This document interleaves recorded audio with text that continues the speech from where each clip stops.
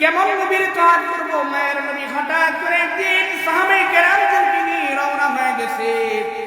ভাই তুমি রিভাইভ কমাতো হালকাই করো। মায়ের নবী সাহাবায়ে কেরামদেরকে নিয়ে কোনো একটা যুদ্ধে রওনা হয়েছে। কোথায়? কোনো একটা যুদ্ধে রওনা হয়েছে। যুদ্ধে রওনা হওয়ার পর পথিমধ্যে নবী তাবু করলেন। কি করলেন? মরুভূমি এলাকায় নবী তাবু করলেন, একটা ঘর বানাইলেন সাহাবায়ে কেরামদেরকে নিয়ে অবস্থান করার জন্য। হঠাৎ করে আসর অথবা যোহর অথবা আসরের নামাজের সময় হয়ে গিয়েছে। মায়ের নবী মুয়াজ্জিন বেলালকে বললেন, হে বেলাল আযান দাও। বেলাল রাদিয়াল্লাহু তাআলা আযান দেওয়ার জন্য কিবলার দিকে মুখ করে ফিরে দাঁড়িয়ে স্বাভাবিকভাবে আযান দেওয়া শুরু করলো। আল্লাহু আকবার আল্লাহু আকবার বলা শুরু করে স্বাভাবিকভাবে আযান শেষ করে ফেলল। কিন্তু কথা হলো বেলাল রাদিয়াল্লাহু তাআলা আযানকে ব্যঙ্গচিত্র করছে। পাশে দিকে কিছু ইহুদির বাচ্চারা, ইহুদির ছেলেরা মরুভূমি এলাকায় ছাগল, বেড়া, বকরি চড়ানোর জন্য খাবারের জন্য তারা নিয়ে আসছে। বেলাল রাদিয়াল্লাহু তাআলা আযান দেওয়ার সময় ইহুদির বাচ্চারা বেলাল রাদিয়াল্লাহু তাআলা আযানের সাথে ব্যঙ্গচিত্র করছে। বেলালের আযান শেষ হওয়ার পরে নবী সাহাবায়ে কেরামদেরকে বললেন, এই বাচ্চাগুলোকে ধরে নিয়ে আসো। উদাহরণস্বরূপ মনে করেন মসজিদে মুয়াজ্জিন সাহেব আযান দিচ্ছে, কয়েকটা ছেলে পেলে আপনার নাতি ট্যাবলেট, বড়ি, ক্যাপসুল দেড় ব্যাটারি সাইজে কয়েকটা পোলাবার মসজিদে বাইরে দাঁড়িয়ে কিছু আওয়াজ দিচ্ছে। মুয়াজ্জিন সাহেবের আযানের সাথে ব্যঙ্গচিত্র করছে।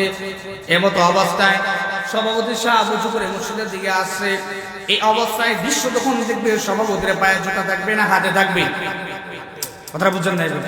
কোথায় থাকবে? এরা একটু জাকাতদার করে রাখবে নাকি দৌড় দেবে, ধমক দিবে না, অথবা পিটা দেওয়ার জন্য দৌড়ানো দিবে। মায়ের নবী বেলাল রাদিয়াল্লাহু তাআলা আনহু আযানের ব্যঙ্গচিত্র করছে ইহুদির কয়েকটা বাচ্চা। মায়ের নবী সাহাবায়ে কেরামদেরকে বললেন, এই বাচ্চাগুলোকে ধরে নিয়ে আসো।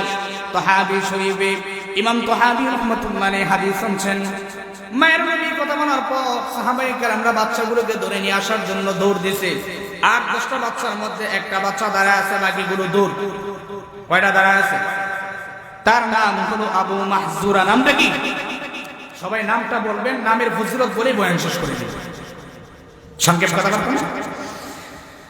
মায়ের নবী সাহাবী বেলালের আযানের ব্যঙ্গচিত্র করার মধ্য দিয়ে আর 10টা সন্তানের মধ্যে সব দৌড় দিছে। একটা দাঁড়ায় আছে, নাম কি? আবু মাহজুরা।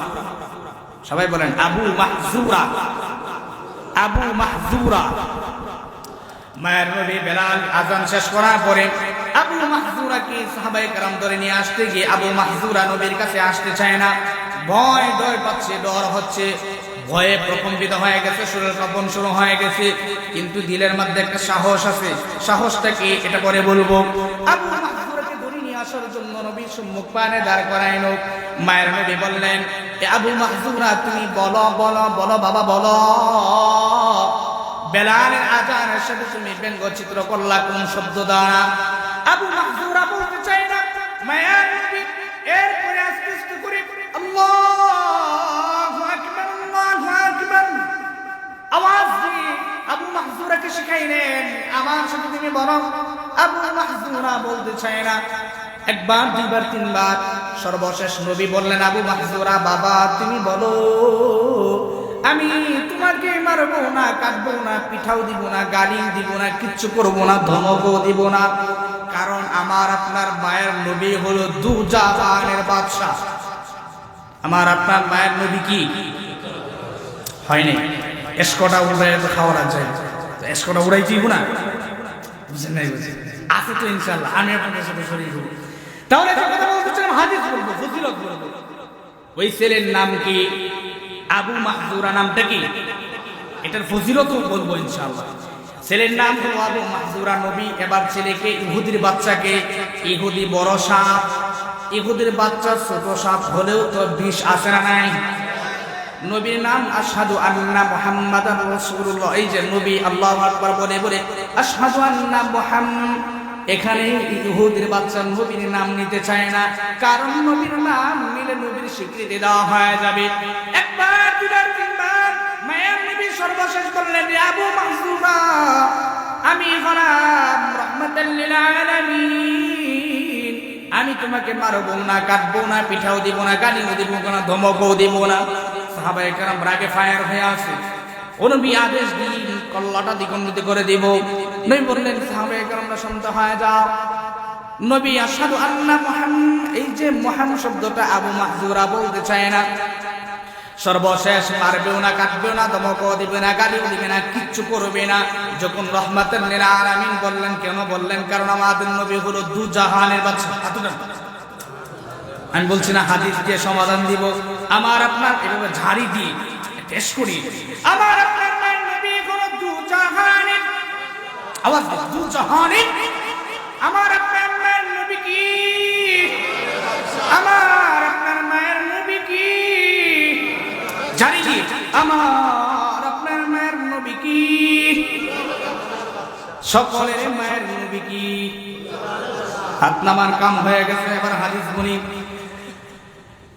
قال النبي صلى الله عليه وسلم في حديث حديث إن الملائكة تنزل عند ذكر الأولياء। এই হাদিস বর্ণনা করেছেন নবীর থেকে একবারে সশরীরে শুনে। আমার বয়ান যেমনি ভাবে আপনারা একবারে সশরীরে, একবারে সম্মুখ বাণী, চোখের দ্বারা দেখে কথা শুনছেন, কর্ণধারে পড়ছে, কথাগুলো বুঝছেন, হাদিস মুখস্থ করছেন।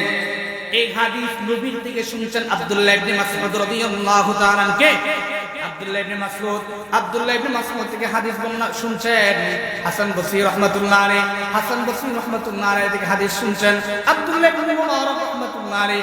আব্দুল্লাহ ইবনে মুবারক রাহমাতুল্লাহ আলাইহি থেকে পর্যায়ক্রমে আস্তে আস্তে এই হাদিস আমাদের পর্যন্ত পৌঁছেছে। কার পর্যন্ত? মায়ের নবী বলেন, কোন মজমার মধ্যে যদি কোন সাহাবীর নাম না হয়, কোন নবীর নাম না হয়, কোন সাহাবীর নাম না হয়, তাবিঈগণের নাম না হয়, তাবিঈগণের নাম না হয়, আইম্মা মুজতাহিদগণের নাম না হয়, সালফে সালেহিন মুফাসসির উলামায়ে কেরাম যারা আহলে হক তাদেরও যদি নাম না হয়, মায়ের নবী বলেন এই মজমার মধ্যে জমিন থেকে আকাশ পর্যন্ত আল্লাহর রহমতের বৃষ্টি দ্বারা জলমল জলমল করে মজমার মধ্যে পৌঁছতে থাকে। তাহলে রহমতের বৃষ্টি ধরতেছে কিনা? ওই যে এই বৃষ্টিটা, যে রহমত দ্বারা আপনি জান্নাতে যাবেন, নাপাক শরীর পবিত্র হবে, জাহান্নামের পথ থেকে জান্নাতের প্রতীক হবে ওই রহমত। ওই রহমতের দরকার আছে না নাই? বুখারী শরীফে লম্বা একটা হাদিস, যে হাসরের ময়দানে কোন ব্যক্তি আমল দ্বারা জান্নাতে যেতে পারবে, কি দ্বারা যাবে? আল্লাহর রহমত দ্বারা। কি দ্বারা? আল্লাহর রহমত এবং মায়া দয়া মহব্বত ভালোবাসার দ্বারা। যে মায়া দয়া মহব্বত ভালোবাসার প্রতিস্ফলন আপনারা সকলেই এই তুমুল দ্বারা বৃষ্টি তো বলা যায়, মাঝে মাঝে টুকটুক যে বড়টা পরে একবারে 10 মিনিটের বৃষ্টি একটাই, তারপর আবার ঠান্ডা। তো হাসরের ময়দানে জাহান্নামের পথ থেকে জান্নাতের প্রতীক হওয়ার জন্য কোন আমলের বড়াই দিয়ে জান্নাতে যাওয়া যাবে? কি দ্বারা যাওয়া লাগবে? আল্লাহর রহমত দ্বারা। যে রহমতের হাদিসই শুনে আল্লাহ তাআলা আমাদের সকলকে, যেই হাদিস বলতেছিলাম সাহাবী শরীফের মায়ের নবী আবু মাহজুরাকে, তারপরে একবার দুইবার তিনবার বলার পরে যে কথাটা বলছিলাম সবার শেষে বলবো, ওই যে বড় সাপেরও বিষ আছে, ছোট সাপেরও বিষ আছে। নবীর নাম নিতে চাই না। সর্বশেষ এই যে সবগুলো দৌড় দিছে, একটা দাঁড়ায় আছে আবু মাহজুরা, আস্তে আস্তে করে নবীর সামনে আসছে। আরে আবু মাহজুরা আসতে চায় নাই, আল্লাহ ঘাড়ও ধইরা আনাইছে। আল্লাহ কি করছে? ঘাড়ও ধইরা। আল্লাহ তাআলার রহমত, আল্লাহ তাআলার হেদায়েত। অনেকে ঘরে শুয়ে আছে, আপনারা যারা আসছেন আল্লাহ ঘাড়ও ধইরা আনছে মানে কি? আল্লাহর রহমতের চাদর দিয়ে আবৃত করে আপনাদেরকে এখানে নিয়ে আসছে আল্লাহ তাআলা।